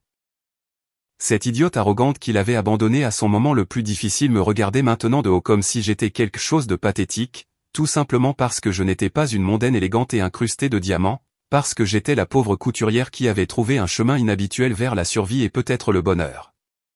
Lorsque nous sommes rentrés à la maison ce soir-là, le stress et le ressentiment ont fini par me briser. Est-ce que ce sera toujours comme ça, demandai-je brusquement, arrachant la robe coûteuse et la jetant sur le lit. Est-ce que tout le monde me regardera comme si j'étais une parasite? Est-ce qu'ils chuchoteront toujours que je t'ai épousé pour ton argent, alors qu'ils ignorent le fait que ce sont précisément les personnes qui t'abandonneraient quand tu aurais le plus besoin d'elles? Darius se frotta les tempes avec fatigue, son visage marqué par l'épuisement. Maya, je suis désolé. Je n'ai jamais voulu t'entraîner dans ce monde toxique. Ces gens, ils mesurent tout par l'argent et le statut. Ils ne peuvent pas comprendre qu'il existe d'autres mesures, d'autres valeurs. Ou peut-être qu'ils ont raison. Je me suis effondré sur le canapé, la fatigue m'envahissant comme une vague froide. Peut-être que je suis vraiment une chercheuse d'or. Je t'ai épousé parce que je n'avais nulle part où aller, et ton canot de sauvetage était le seul disponible. Il se rapprocha en fauteuil, prenant mes mains dans les siennes. Maya, écoute-moi. Je me fiche de ce qu'ils pensent. Je me soucie de ce que tu penses. Regrettes-tu d'avoir accepté cet arrangement? Regrettes-tu d'avoir choisi cette vie? Je l'ai regardé, ses yeux gris intelligents, son visage fatigué et gentil, ses mains fortes, l'homme qui m'a donné une chance sans rien demander d'autre qu'une compagnie en retour, qui me parlait comme à une égale, qui me protégeait des proches vengeurs et des ex-fiancées méprisantes. Non, répondis-je doucement, sincèrement. Je ne le regrette pas. J'en ai juste marre de me battre contre le jugement des autres. Alors ignore-les, il serra mes mains avec force. Vis pour toi, vis pour nous, et laisse les commérages mourir sur les vignes de leurs propres vies insignifiantes. J'acquiesçai, reposant mon front contre son épaule, laissant sa présence solide être mon ancre. Nous sommes restés assis ainsi pendant longtemps dans la maison silencieuse et magnifique, et j'ai réalisé que, quoi que les autres disent, ici avec cet homme, j'étais enfin en sécurité et profondément, sincèrement vu. Un mois plus tard, je m'étais pleinement installé dans le nouveau rythme. Darius ne me mettait pas la pression ni ne me demandait quoi que ce soit que je n'étais pas prêt à donner. Il demandait simplement ma proximité. J'ai commencé à l'aider dans ses affaires. Il se méfiait de plus en plus de ses proches Iris et Marcus, qui occupaient toujours des postes clés et avaient accès à des documents financiers cruciaux. J'ai besoin d'yeux sur le terrain, Maya, dit-il un soir frais, penché sur un ordinateur portable. Je ne peux pas les surveiller moi-même. Il se douterait d'un audit, mais toi. Tu peux moi. J'étais surprise. Nous avons une réunion du conseil d'administration dans une semaine. Iris présentera un rapport financier. Je veux que tu y assistes ostensiblement pour te familiariser avec l'entreprise, mais en réalité, tu dois la surveiller, son langage corporel, ses réactions subtiles, son choix de mots. Tu as une intuition aiguisée. Tu remarqueras si quelque chose ne va pas. J'ai accepté instantanément. Au fond de moi, le défi plaisait à la combattante en moi. Je n'avais jamais été impliqué dans la finance à enjeux élevés, mais j'avais toujours été un excellent juge de caractère. Le jour de la réunion du conseil d'administration, je me suis habillé d'un tailleur strict, presque sévère, avec un minimum de bijoux, un contraste délibéré avec les mondaines étincelantes. Darius me présenta simplement comme sa femme. Pendant les 2 heures de réunion, où ils ont discuté des chaînes d'approvisionnement, des contrats trimestriels et des projections financières, j'ai tout absorbé. J'ai remarqué quelque chose d'inquiétant lorsque le sujet s'est tourné vers les achats d'équipements pour la division logistique. Iris a cliqué rapidement sur les diapositives. Les chiffres ont défilé et ont disparu avant que le directeur financier ne puisse poser une question. Darius a froncé les sourcils mais, étonnamment, n'est pas intervenu. Après la réunion, j'ai croisé son regard et me suis approché de sa chaise. Les achats d'équipements, ai-je murmuré, en me penchant. Il y a quelque chose de profondément anormal. Elle a précipité la diapositive exprès. Elle n'a laissé personne examiner les prix de près. Je l'ai remarqué aussi, Maya, Darius avait l'air sombre. C'était un obscurcissement intentionnel. Laurence a immédiatement demandé le rapport d'achat complet des 18 derniers mois, chaque contrat, facture et bordereau de paiement liés à l'acquisition de machines. Laurence a acquiescé et a quitté la pièce instantanément. Je me suis assise à côté de Darius, l'adrénaline de la découverte me parcourant. Tu penses qu'il vole activement? Je soupçonne un grand vol, a-t-il confessé, gonfler les prix d'achat, prendre des pots de vin massifs, exécuter de fausses transactions par le biais de sociétés écrans. Si je trouve une preuve irréfutable, je vais les licencier tous les deux et les poursuivre pour tout ce qu'ils possèdent. Pendant les quelques jours suivants, Darius et moi avons travaillé côte à côte, nous penchant sur des piles de documents financiers. Dans son bureau, il m'a expliqué ce qu'il fallait rechercher, des noms de fournisseurs étranges, des nombres ronds suspects, des marges bénéficiaires massives sur des pièces courantes. Mon talent pour le détail, affûté par des années de couture compliquées, s'est avéré être un atout inattendu en matière de comptabilité forensique. J'ai rapidement signalé plusieurs contrats étranges où du matériel avait été acheté au triple du prix du marché auprès de sociétés obscures au nom générique. Ça y est, Maya. Darius a pointé un doigt tremblant vers un écran. La société du fournisseur est enregistrée au nom d'un homme de paille, un ancien employé de bas niveau. Le véritable propriétaire est Marcus, le mari d'Iris. Ils vendent du matériel d'occasion à ma société au triple du prix et empochant la différence. De combien nous ont-ils saigné? Environ 15 millions de dollars au cours des 18 derniers mois.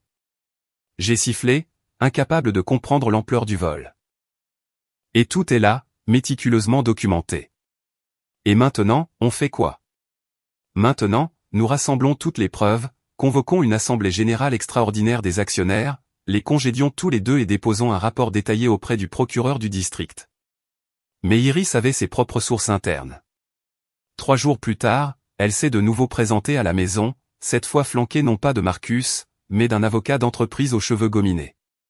Darius, nous savons que tu fouilles dans les livres, a-t-elle déclaré sans préambule, sa voix serrée de fureur contenue, et je te préviens, si tu essaies de nous licencier, nous déposerons une demande conventionnelle dévastatrice. Nous t'accuserons d'incompétence financière, prouveront que tu prends des décisions hâtives et erratiques sous l'influence de cette femme intéressée. Elle a pointé son doigt directement sur moi, ses yeux brillants. Nous dirons qu'elle te manipule, qu'elle escroque ton argent et qu'elle te monte contre ton propre sang. Tu es handicapé, il est facile de t'influencer. Je me suis levé d'un bond, incapable de supporter l'implication familière et vile de faiblesse. Comment osez-vous? C'est vous qui volez. Nous avons des preuves irréfutables. Iris a souri froidement, un regard purement prédateur. Recueilli par une ancienne couturière sans formation financière? Le tribunal se moquera de vous. Mais nos preuves. Elle a sorti un dossier et l'a jeté sur la table en acajou poli avec un bruit sec. Voici un enregistrement de conversation où vous, Darius, admettez que votre femme vous aide avec des documents financiers, confirmant que vous ne pouvez pas vous débrouiller seul.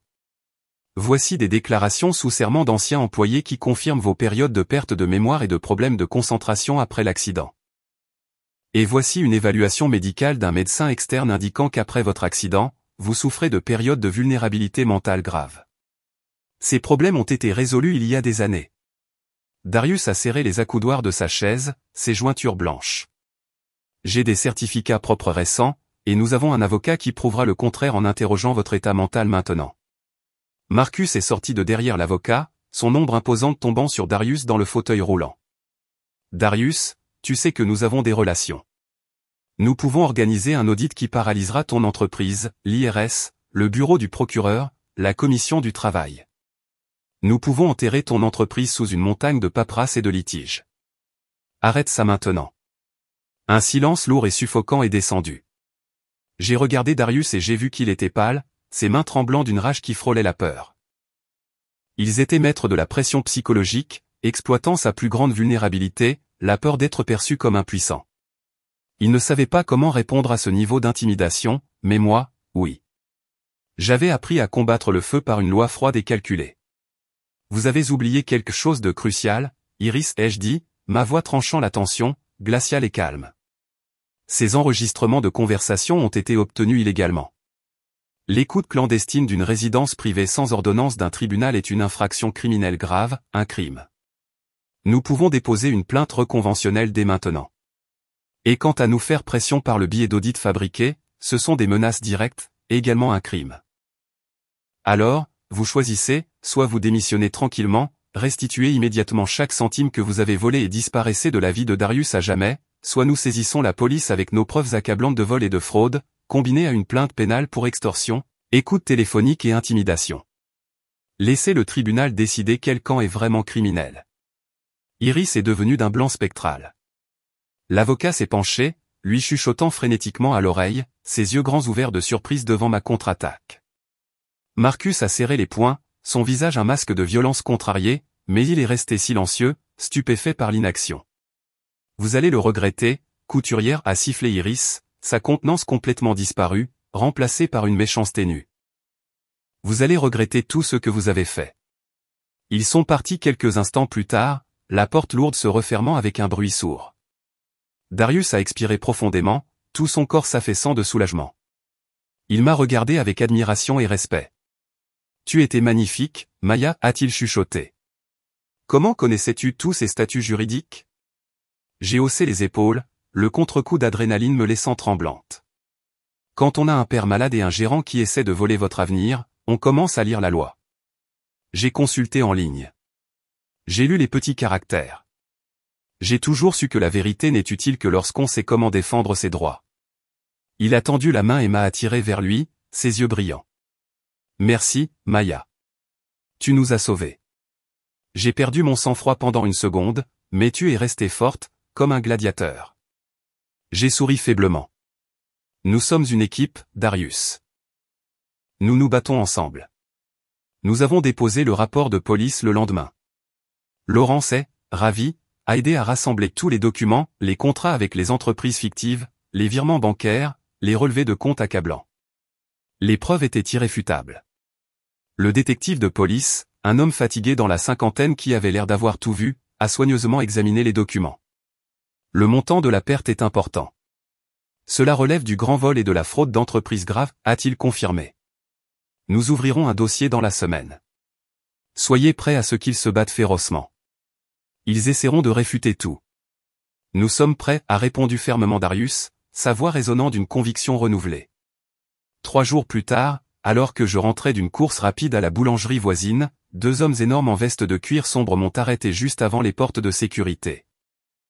Ils avaient les visages durs et plats de l'intimidation professionnelle. Maya Brox? L'un d'eux s'est avancé vers moi, bloquant mon chemin, son ombre tombant sur moi. Nous devons avoir une petite conversation. J'ai ressenti une vague froide de peur à l'intérieur, mais le souvenir du visage furieux d'Iris a raffermi ma détermination. Je n'ai rien à vous dire. Écartez-vous. Si. Le deuxième homme, plus grand, m'a attrapé le coude, sa prise étonnamment ferme et douloureuse. Vous venez avec nous à la voiture. Lâchez-moi maintenant. Ai-je exigé, essayant de me libérer. Nous voulons juste que vous soyez intelligente. Le premier homme a sorti son téléphone et m'a montré une photo claire et récente. Sur l'écran se trouvaient mes parents, maman souriant alors qu'elle aidait papa à descendre la nouvelle rampe de copropriété avec son déambulateur. L'image était datée de ce matin. Vous voyez? Nous savons exactement où ils vivent. Ces gentilles personnes âgées. Ce serait une terrible honte si quelque chose leur arrivait, maintenant qu'ils sont enfin en sécurité. J'ai tremblé avec une combinaison de rage et de peur paralysante. Vous menacez mes parents. Vous êtes plus bas que terre. Nous vous demandons juste de prendre une dernière décision intelligente, a dit l'homme, relâchant mon bras avec une dernière pression dure. Retirez la plainte auprès du procureur du district, divorcez immédiatement de l'infirme et disparaissez. Alors vos parents iront bien. Si vous n'écoutez pas, eh bien, vous comprenez. Ils se sont retournés et sont partis, disparaissant dans un VUS noir qui attendait. Je me suis appuyé contre le mur de briques froides, sortant mon téléphone avec des mains tremblantes et moites. J'ai immédiatement composé le numéro privé de Darius. Maya, que s'est-il passé?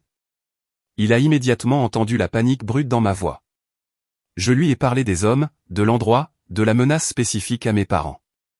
Darius a juré une longue et compliquée série de blasphèmes que je ne l'avais jamais entendu utiliser. Rentrez immédiatement à la maison. J'envoie immédiatement une sécurité armée à la copropriété de vos parents, et je dépose un rapport auprès de la police locale concernant l'intimidation. Laurence est en route. Darius, peut-être devrions-nous vraiment arrêter, ai-je chuchoté, la peur pour ma mère et mon père surpassant tout le reste. S'ils leur font quelque chose. Je ne pourrai pas vivre avec ça.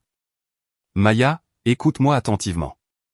Sa voix était dure, une dalle d'acier intransigeant. Si nous reculons maintenant, ils sauront qu'ils peuvent nous faire chanter pour toujours, et ils utiliseront cette tactique encore et encore. Non, nous allons jusqu'au bout. Je veillerai à ce que la sécurité de vos parents soit absolue.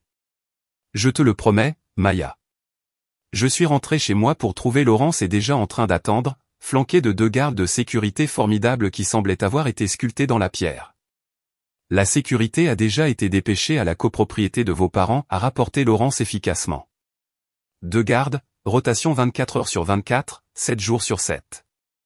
Nous installons des boutons de panique, des serrures renforcées et des caméras cachées dans les couloirs. Vous aurez également une escorte personnelle à partir de maintenant. C'est une dépense énorme, ai-je murmuré, ressentant à nouveau le poids de ma dépendance. Darius s'est approché, prenant mes mains, rencontrant mes yeux avec une conviction farouche. Maya, ta sécurité, et la sécurité de tes parents, valent infiniment plus que n'importe quel argent. Ne pense pas au coût. Pense au fait que nous gagnerons cette guerre, et ils paieront le prix de cette menace. Les jours suivants ont été tendus. La police a convoqué Iris et Marcus pour interrogatoire. Ils sont arrivés avec une phalange d'avocats impitoyables et coûteux qui ont tenté de discréditer chaque élément de preuve, contestant la chaîne de traçabilité et prétendant à une fabrication. Mais Laurence était une magnifique contre-force. Il a systématiquement démantelé leurs arguments, présentant de nouveaux documents et des témoignages de témoins avec une précision froide et chirurgicale. J'ai assisté à chaque audience, assise à côté de Darius, gardant un front calme et inébranlable. Iris m'a jeté des regards malicieux et désespérés à travers l'allée, mais je n'avais plus peur d'elle. Le tournant s'est produit lors de la 4e session. Le procureur, armé du travail préparatoire méticuleux de Laurence, a présenté des enregistrements authentifiés des négociations privées de Marcus avec la société Écran, des bandes où il a ouvertement discuté du stratagème et du blanchiment d'argent. Les avocats d'Iris étaient complètement désemparés. Iris elle-même est devenue d'un blanc maladif. Le juge a ordonné une pause de 10 minutes. Lorsque la session a repris, l'avocat d'Iris s'est levé pour parler. « Votre honneur, nos clients sont prêts à plaider partiellement coupables des accusations de fraude d'entreprise. Ils demandent respectueusement un examen en vue d'un règlement avant le procès avec le plaignant. Ils acceptent de restituer la totalité des fonds volés et de démissionner immédiatement de tous les postes au sein de Sterling Enterprises. En échange, le plaignant retirera la plainte civile qui l'accompagne. » Darius a regardé Laurence, puis a hoché la tête, un triomphe silencieux dans ses yeux. « Je suis d'accord, votre honneur, à condition qu'il signe également un engagement inébranlable de ne jamais approcher à nouveau ma famille et de ne jamais s'engager dans des activités commerciales liées de quelque manière que ce soit à Sterling Enterprises dans cet état. » D'accord, Iris a marmonné les dents serrées, son visage un masque de défaite. Une semaine plus tard, tout était finalisé. Iris et sa famille ont restitué les millions, ont soumis leur démission et ont signé les accords juridiques. Lorsque nous avons quitté le palais de justice, Iris s'est arrêtée directement devant moi, sa voix un murmure empoisonné et vaincu. « Vous avez gagné, couturière, a-t-elle craché. Profitez-en, mais sachez ceci, vous êtes toujours une étrangère dans ce monde. Vous êtes une femme de basse classe qui s'est accrochée à un infirme riche, et tout le monde le sait. » Je l'ai regardé droit dans les yeux, ma voix calme mais portant le poids de la finalité. « Peut-être, Iris, mais je suis une femme qui aime son mari et qui est aimée en retour, et vous êtes une personne amère et avide qui a trahi son propre frère. Qui de nous est le véritable étranger dans le monde humain ?» Iris s'est détournée, vaincue, sortant par la porte du palais de justice et dans la foule qui attendait. Je l'ai regardée partir, ressentant un étrange sentiment de clôturer, pour la première fois, un soulagement véritable et pur. Dans la voiture, Darius m'a pris la main. « Tu étais magnifique, Maya, comme toujours. » Nous étions magnifiques, les jeux corrigés, entrelaçant mes doigts avec les siens. Une équipe. Il a souri, une expression ouverte, mais ses yeux ont ensuite pris un regard de détermination profonde et complexe. « Maya, ce soir, je veux te montrer quelque chose. Quelque chose d'absolument crucial. » « Qu'est-ce que c'est, Darius ? » « Tu verras. Ça doit être à la maison, quand nous serons complètement seuls. » J'ai passé tout l'après-midi à deviner ce qu'il prévoyait, une fête surprise, une escapade de fin de semaine. Darius était calme, presque joyeux, mais j'ai senti une nervosité profonde et sous-jacente, une préparation finale et monumentale. Ce soir-là, il m'a appelé dans sa chambre au 2e étage.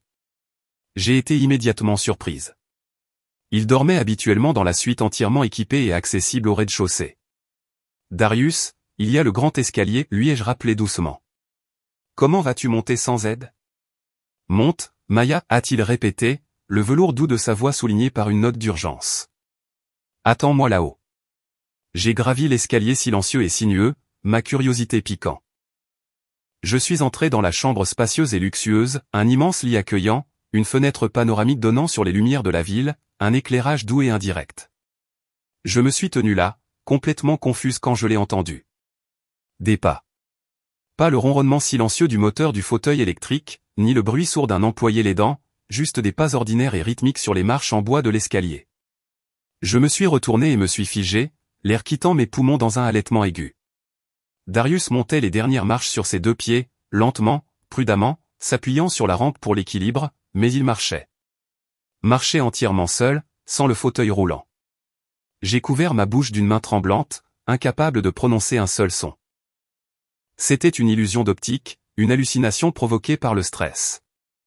Darius a atteint la dernière marche et s'est arrêté directement devant moi.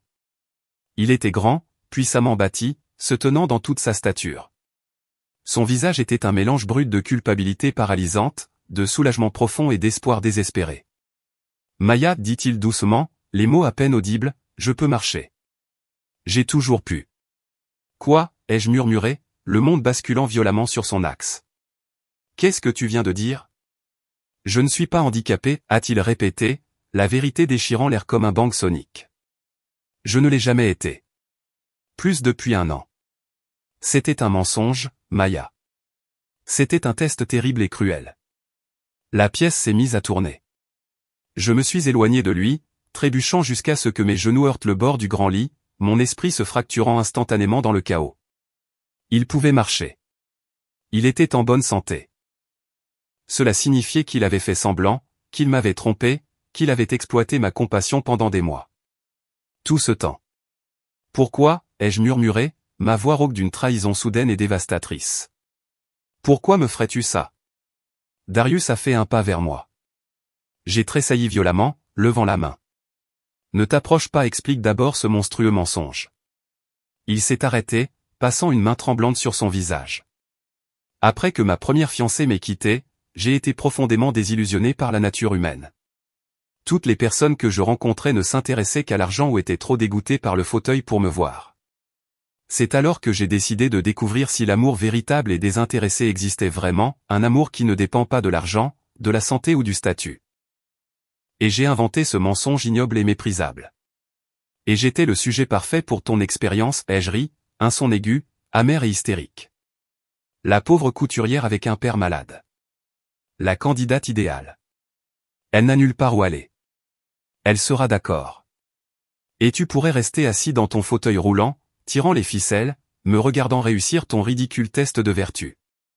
Maya, s'il te plaît. Non. J'ai reculé de nouveau. Pendant des mois, j'ai aimé un homme qui n'existait pas. J'ai donné ma compassion, mon soutien, tout mon avenir à une âme blessée qui était assise là, en parfaite santé, juste en train de jouer avec moi. Au début, c'était un test, oui, a-t-il admis, les yeux remplis d'aversion pour lui-même, mais ensuite tu m'as vu. Tu étais la seule à voir l'homme, pas le handicap ou l'argent. Tu m'as défendu contre Iris. Tu as risqué la sécurité de ta famille pour moi. Je suis tombé amoureux de la vraie toi, Maya. Je t'aime exactement comme tu es. Et j'ai aimé un homme qui n'existe pas, ai-je répondu, les mots froids et définitifs, celui qui avait besoin de moi, celui qui était vulnérable. Et cet homme. J'ai pointé du doigt, ma main tremblant, cet homme ne faisait que jouer. Non, il secoua violemment la tête. J'étais moi-même. Tout ce que tu as appris sur moi, mes pensées, mes peurs, mes passions, mon intelligence, c'était vrai. La seule chose qui était fausse, c'était mes jambes. Je me suis détourné, les larmes arrivant enfin chaudes et rapides, brouillant les contours de la magnifique pièce. Tout ce que j'avais construit, mon espoir, s'était effondré. Notre histoire, notre amour, notre combat partagé, tout était construit sur une base de mensonges profonds et cyniques. Sors, ai-je dit, sans me retourner, le mot un murmure rauque. Laisse-moi tranquille, Darius. Maya. Sors, ai-je crié, cédant finalement à la trahison brute et furieuse. Il est parti. J'ai entendu ses pas lourds et normaux dans l'escalier, le bruit d'un homme fort et en bonne santé s'éloignant, et je me suis effondré, m'écroulant sur le tapis et sanglotant jusqu'à l'aube. J'ai passé les 2 jours suivants confiné dans la suite d'invités, refusant de sortir. Darius a envoyé des notes en haut de l'escalier, me suppliant de parler, mais je les ai toutes ignorées. Je suis resté allongé là, fixant le plafond, passant en revue la rage, le désespoir et un doute écrasant. Il a utilisé ma bonté, il a exploité mon désespoir. Mais ensuite, les contre-pensées sont venues, il a aussi sauvé mes parents, il a mis fin à ma servitude envers Brenda Jenkins, il m'a protégé d'Iris. Au petit déjeuner du 3e matin, nous nous sommes enfin fait face dans l'immense salle à manger. La table était chargée de nourriture, mais nous avions tous les deux l'air terribles, gris de manque de sommeil et d'anxiété. Le silence était assourdissant. Maya, a-t-il finalement dit, sa voix rauque, je comprends que tu me détestes. Tu en as tout à fait le droit, mais s'il te plaît, donne-moi une chance d'expliquer toute la vérité, pas seulement le test, mais le cheminement. Comment peux-tu expliquer ça, ai-je demandé avec lassitude, repoussant ma tasse de café. Tu ne peux pas remonter le temps. Tu ne peux pas dédire un mensonge de cette ampleur. Je vais te montrer la vérité complète, non éditée, a-t-il dit, poussant vers moi une épaisse pile de documents bien organisés. Ce sont les vrais dossiers médicaux. Après l'accident, j'ai vraiment eu de graves lésions à la colonne vertébrale. Le pronostic était terrible. Les médecins étaient certains que je ne remarcherais jamais. J'ai passé 3 ans dans ce fauteuil. Je sais exactement ce que signifie être dépendant. Mais il y a 1 an, grâce à une rééducation acharnée et douloureuse, j'ai complètement récupéré. C'est alors que j'ai conçu ce test. Mon traumatisme a conduit à mon cynisme. J'ai parcouru les papiers, la gravité des blessures, les opérations, les 3 années de lutte et les rapports finaux d'une guérison complète et miraculeuse.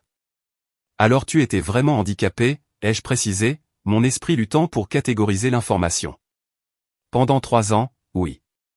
Je connais intimement la sensation de vulnérabilité. C'est pourquoi j'ai décidé de recréer l'illusion de la vulnérabilité, pour voir si quelqu'un regarderait au-delà, et tu étais la seule, Maya. Tu étais la seule. Et tu es tombée amoureuse d'une femme que tu trompais, ai-je terminé pour lui. Oui, et plus mes sentiments devenaient profonds, plus il était difficile d'avouer, parce que je savais que je te perdrais au moment où je te dirais la vérité. Et tout le conflit avec Iris, ai-je demandé lentement, la réalisation commençant à poindre, le fait d'avoir dénoncé le vol, la menace sur nos vies. Cela faisait-il aussi partie de ton jeu cruel? Non, il secoua la tête, l'air horrifié par l'implication. C'était brutalement réel. Il volait. Il proférait de vraies menaces, et tu m'as vraiment, sincèrement aidé à les arrêter. C'était notre victoire partagée, commune, Maya. Ce n'était pas un jeu. Je me suis levé, me suis dirigé vers la fenêtre panoramique, regardant l'impeccable jardin froid. Il a menti, mais il disait la vérité. C'était un homme profondément blessé dont la méthode pour trouver l'amour était tordue et défensive. J'ai besoin de temps pour réfléchir, ai-je dit, me retournant enfin. Je ne peux pas pardonner ça instantanément. C'est une trahison trop importante. J'ai besoin d'aller dans l'appartement de ma mère. J'ai besoin d'être seul, loin de cette maison, loin de ton argent et loin de ta vérité. Prends tout le temps dont tu as besoin, a-t-il dit doucement, se levant, ayant l'air plus grand, plus sain et plus vulnérable que jamais. Je t'attendrai. J'ai passé la semaine suivante dans le magnifique nouvel appartement de mes parents. Papa faisait de grands progrès dans sa kinésithérapie, marchant sur de courtes distances avec une canne. Maintenant, maman s'agitait autour de moi, sentant la crise profonde et non exprimée. C'est un scélérat, Marnie, a finalement dit papa un soir, ces mots l'en met ferme, mais cet homme t'aime. C'est évident dans la façon dont il te regarde. Maman a pris ma main. Chérie, est-ce que tu l'aimes? C'est tout ce qui compte. Pas l'homme dans le fauteuil, mais l'homme debout qui implore le pardon. Je ne sais pas, ai-je avoué honnêtement. Je pensais aimer l'homme vulnérable. Maintenant, je dois comprendre si je peux aimer l'homme manipulateur. Alors découvre-le, a conseillé maman, sa sagesse simple et profonde. Ne fuis pas la réponse. Je suis retourné à la maison de Darius une semaine plus tard. Il m'a accueilli dans le couloir, debout, ayant l'air nerveux mais fort. J'ai décidé, ai-je dit sans préambule. Je te donne, à toi et à nous, 1 mois. Pendant 30 jours, nous vivons comme un couple complètement normal et honnête, pas de secret, pas de jeu, pas de faux semblants. Tu me montres qui est le vrai Darius Sterling, et je déciderai si je peux être la vraie Maya Brox avec lui. Il a hoché la tête, un profond soulagement inondant son visage. Marché conclu. J'accepte toutes les conditions. Ce mois a été comme une seconde cour, honnête et profonde. Darius semblait se présenter à nouveau, me montrant son monde sans la couche protectrice du fauteuil roulant. Il était plus motivé, plus énergique que je ne l'avais imaginé. Il m'a montré les rouages complexes de son entreprise, m'a emmené à des négociations et m'a constamment demandé conseil. Nous avons parlé de son enfance, de ses peurs et de son traumatisme. Il a avoué à nouveau qu'après la trahison de Serena, il craignait de ne jamais être aimé pour lui-même. Je sais que c'était cruel, Maya, a-t-il dit un soir, les yeux remplis d'un sincère regret, mais je ne connaissais pas d'autre moyen de me sentir en sécurité. Dans mon monde, tout est transactionnel, l'amour, la loyauté, l'amitié. J'avais besoin de trouver quelque chose de réel, quelque chose d'intact par la richesse ou le statut. Et l'as-tu trouvé, ai-je demandé, sont dans le terrain. Il m'a regardé, son regard inébranlable. Oui. Je t'ai trouvé, Maya, et c'est la chose la plus précieuse que je possède. Progressivement, ma colère s'est estompée, remplacée par de l'empathie pour ses profondes blessures émotionnelles. C'était le même homme intelligent, gentil et attentif dont j'étais tombée amoureuse, il pouvait juste marcher maintenant. La question est devenue, un homme sain et puissant avait-il autant besoin de moi qu'un homme handicapé? Vers la fin du mois, Darius m'a emmené dans la maison de campagne qu'il avait décrite, un refuge calme et isolé au bord d'un immense lac. Nous avons marché le long du rivage, l'air frais du soir portant le parfum du pain et de l'eau. Maya, il s'est arrêté, se tournant pour me faire face, le mois est terminé. As-tu décidé? Peux-tu pardonner la tromperie? Je l'ai regardé, cet homme grand et en bonne santé qui avait été autrefois mon patient et mon protégé, et qui était devenu l'homme que j'aimais vraiment. L'argent n'avait plus d'importance maintenant, la sécurité n'avait plus d'importance, tout ce qui comptait, c'était le cœur de l'homme. J'ai décidé, ai-je hoché la tête, un sourire authentique et facile revenant enfin sur mon visage. Je reste, mais avec une dernière condition, plus jamais de mensonges, peu importe à quel point tu as peur, peu importe à quel point tu risques de perdre. La vérité toujours. Je promets, a-t-il dit, me serrant dans une étreinte forte et sincère. Je jure, plus de mensonges, Maya. Nous sommes restés là enlacés, et j'ai senti que notre amour était plus fort pour avoir survécu aux mensonges. Il avait été forgé dans le feu, la trahison et la guerre, et il en était ressorti incassable. Il y a une autre chose, a dit Darius, se reculant légèrement, les yeux brillants d'une nouvelle sorte de résolution.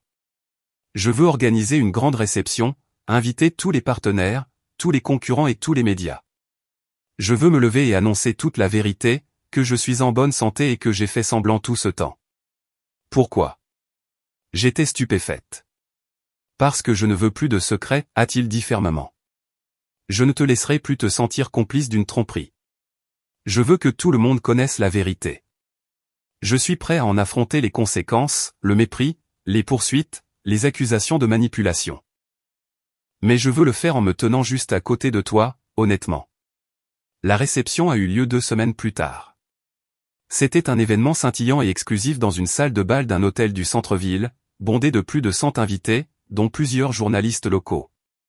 J'étais nerveuse, mais Darius rayonnait de calme. Il est monté seul sur scène, sans canne, sans fauteuil roulant, se tenant grand et parfaitement confiant. Un halètement collectif de surprise a balayé la salle, suivi d'une vague de bavardage confus. Amis, partenaires, collègues, a-t-il commencé, sa voix résonnant dans le silence soudain, ce soir, je dois vous dire toute la vérité. Au cours des 18 derniers mois, j'ai fait semblant d'être handicapé. En réalité, j'ai complètement récupéré il y a 1 an.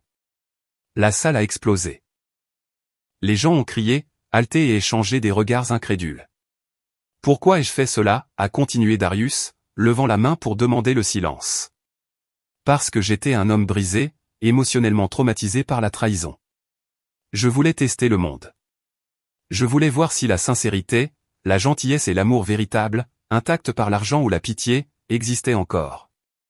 Il m'a pointé du doigt, debout au premier rang, le cœur battant dans ma poitrine. Et j'ai trouvé la réponse. Ma femme, Maya Brox, a accepté d'épouser un homme en fauteuil roulant alors qu'elle était au plus bas. Elle était la seule à voir l'homme, pas la condition. Elle m'a défendu contre les vipères. Elle m'a aidé à combattre ma propre famille avide, et elle m'a aimé, la version fictive et impuissante de moi, sans réserve. Elle aurait pu partir pour un règlement énorme, mais elle est restée. Il est descendu de la scène, a marché les quelques mètres qui me séparaient de moi et a pris fermement ma main. Maya, je m'excuse auprès de toi publiquement, profondément et sincèrement pour le mensonge, la tromperie, l'exploitation de ton incroyable gentillesse. Tu méritais la vérité dès le premier jour, mais j'étais un lâche. Le silence s'est installé de nouveau, profond et absolu. Je l'ai regardé, l'expression honnête et suppliante dans ses yeux. J'ai senti des dizaines de regards jugeants, apitoyés et curieux sur moi. Je te pardonne, Darius, ai-je dit haut et fort, ma voix résonnant de confiance, parce que malgré la tromperie, tu m'as donné une renaissance. Tu m'as donné un avenir, une maison et un amour qui a été mis à l'épreuve par le feu, et je sais que notre amour est réel. Il continuera, honnêtement, pour toujours. Il m'a serré fort dans ses bras, et la salle a éclaté en une ovation debout assourdissante. Les applaudissements étaient complexes, en partie soulagement, en partie respect pour son honnêteté et honte, en partie admiration pour mon front inébranlable. Après la réception, l'un des partenaires les plus importants de Darius, un homme d'affaires plus âgé nommé Monsieur Thorne, s'est approché de nous. Sterling, c'était le jeu le plus cynique et le plus risqué qu'un PDG ait jamais joué, a-t-il dit, serrant la main de Darius. Beaucoup vous traiteront de manipulateur, mais je comprends. Il est difficile de trouver la sincérité dans notre monde. Vous l'avez trouvée. Chérissez-la, mon garçon. Je le ferai, a répondu Darius, me rapprochant de lui. Ce soir-là, lorsque nous sommes rentrés à la maison, Darius a dit, je veux que nous recommencions tout pour de vrai. Je veux annuler le contrat de mariage et juste nous faire confiance. Que dirais-tu de ça, ai-je suggéré, en souriant. Nous gardons le contrat, mais nous le modifions. Nous révisons les termes. Faisons en sorte qu'il ne s'agisse pas d'argent et d'obligation, mais d'égalité absolue, de respect mutuel et d'honnêteté totale. Notre contrat de mariage sera un contrat d'intégrité. Il a ri, un son riche et ouvert que j'adorais. D'accord, ma femme honnête, d'accord. 1 an plus tard, la vie avait trouvé son rythme régulier et magnifique. Darius avait considérablement développé son entreprise de logistique. J'ai continué à l'aider avec des analyses de haut niveau, découvrant que j'avais un esprit puissant et logique pour la gestion. Nous étions de vrais partenaires, égaux dans tous les sens du terme. Mes parents prospéraient dans leur nouvel appartement. Papa s'était complètement rétabli, travaillant à temps partiel comme consultant au centre de réadaptation, un symbole d'espoir pour les autres. Et j'ai finalement réalisé mon rêve longtemps dormant. Darius m'a aidé à m'inscrire à l'école de stylisme. À 43 ans, je me suis lancé dans la créativité, croquis, motifs, collections, découvrant une joie et un but que j'avais oublié depuis longtemps. Ma première petite collection, mélangeant la durabilité du tissu industriel à la structure de la haute couture, a été un succès local. Un soir tranquille, alors que nous étions assis ensemble sur le canapé, Darius a soudainement demandé « Regrettes-tu quelque chose, Maya ?» Le début, le chaos, la trahison. J'ai appuyé ma tête contre son épaule, regardant les lumières de la ville. Ai-je regretté de m'être impliqué avec cet homme complexe et contradictoire, d'avoir traversé la tromperie, les stratagèmes, le combat? Non, ai-je répondu honnêtement, le mot résonnant de finalité. Je ne le regrette pas une seconde. C'était le chemin le plus difficile, le plus tortueux possible, mais il m'a mené à toi, et il m'a ramené à moi-même. Il m'a appris que la justice vaut la peine d'être défendue et que l'amour n'est pas seulement un luxe, c'est un choix profond et défiant. Il m'a serré fort dans ses bras. Je ne le regrette pas non plus, mon amour. Tu es la meilleure conséquence de ma pire décision. Et à ce moment-là, j'ai su que mon histoire, née du désespoir et de la tromperie, s'était terminée par l'amour, la dignité et une renaissance personnelle. C'était un conte de fées étrange et compliqué, mais c'était le nôtre, et j'étais reconnaissante pour chaque tournant difficile qui m'avait amené à l'homme qui se tenait à côté de moi. Vous savez, la vie a une étrange façon de nous tester. Pendant longtemps, j'ai pensé que la force signifiait survivre seul, tout maintenir uni quoi qu'il arrive, mais maintenant je vois que ce n'est pas une faiblesse de laisser quelqu'un entrer, d'aimer même après avoir été brisé. Ce que Darius et moi avons traversé m'a appris que l'honnêteté, la confiance et le pardon peuvent reconstruire même ce qui semblait autrefois détruit. Peut-être que nous portons tous des cicatrices invisibles, mais c'est ce qui rend l'amour réel. Il ne s'agit pas de perfection, il s'agit de courage. Alors, si vous écoutez en ce moment et que vous avez été blessé, n'abandonnez pas les gens. Parfois, il faut juste un peu plus de temps à la bonne âme pour vous trouver. Si vous êtes d'accord avec moi et que vous avez aimé mon histoire, montrez-le en cliquant sur le bouton j'aime. Voyons combien d'entre nous ressentent la même chose. Je suis curieuse, de quelle ville écoutez-vous et quelle heure est-il là-bas? Écrivez-le dans les commentaires. Si vous souhaitez me soutenir dans mon parcours, vous pouvez envoyer un petit don. Merci d'avoir écouté et d'avoir partagé votre précieux temps avec moi. Pour plus d'histoires de vie comme celle-ci, vous pouvez consulter d'autres vidéos sur ma chaîne et vous abonner.